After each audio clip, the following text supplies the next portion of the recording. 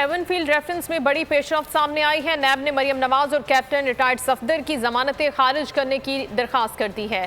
NAB کے مطابق دونوں ملزمان نے ضمانت کی رعایت کا غلط استعمال کیا اور نیب کے خلاف نفرت انگیز تقاریر کے مرتکب ہوئے۔ اسلام آباد ہائی کورٹ میں درخواست کی سماعت کل ہوگی۔ مریم نواز کے ایکشن پر نیب کا ری ایکشن۔ مریم نواز کی ضمانت خارج کرنے کی درخواست دائر۔ کیپٹن ریٹائرڈ صفدر کی بھی ضمانت خارج کرنے کی استدعا۔ اسلام آباد ہائی کورٹ میں دائر درخواست میں موقف اپنایا گیا ہے کہ کیپٹن صفدر اور مریم نواز نے ضمانت کی رعایت کا غلط استعمال کیا۔ مریم نواز نیب کے خلاف نفرت انگیز تقاریر کی مرتکب ہوئی۔ نیب لاہور میں طلبی پر نیب آفس پر حملہ کیا گیا۔ مریم نواز عدالت میں ہر پیشی کو سیاسی تھیٹر میں بدل دیتی ہیں۔ وہ کارکنوں اور حامیوں سے کمرہ عدالت بھرتی ہیں اور عدالت کو پریس کلب میں تبدیل کر دیتی ہیں۔ مریم نواز کمرہ عدالت میں رپورٹر اور ویلاگرز کو انٹرویو دیتی ہیں۔ ہر پیشی کے بعد پریس کانفرنس کرتی ہیں اور ان کے کمنٹس ہائی رینک آفیشلز اور نیب کے خلاف اشتعال انگیز ہوتے ہیں۔ لہٰذا ایون فیلڈ ریفرنس میں دونوں ملزمان کی ضمانتیں خارج کی جائیں۔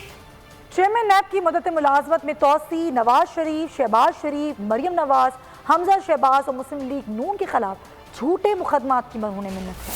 مریم اورنگزیب کا ہائی کورٹ میں نیب کی دائر کردہ درخواست پر رد عمل۔ کہا 3 دفعہ کی منتخب وزیر اعظم کی کوئی عزت نہیں، نیب اور اعلیٰ افسران کے خلاف کوئی بات نہ کرے۔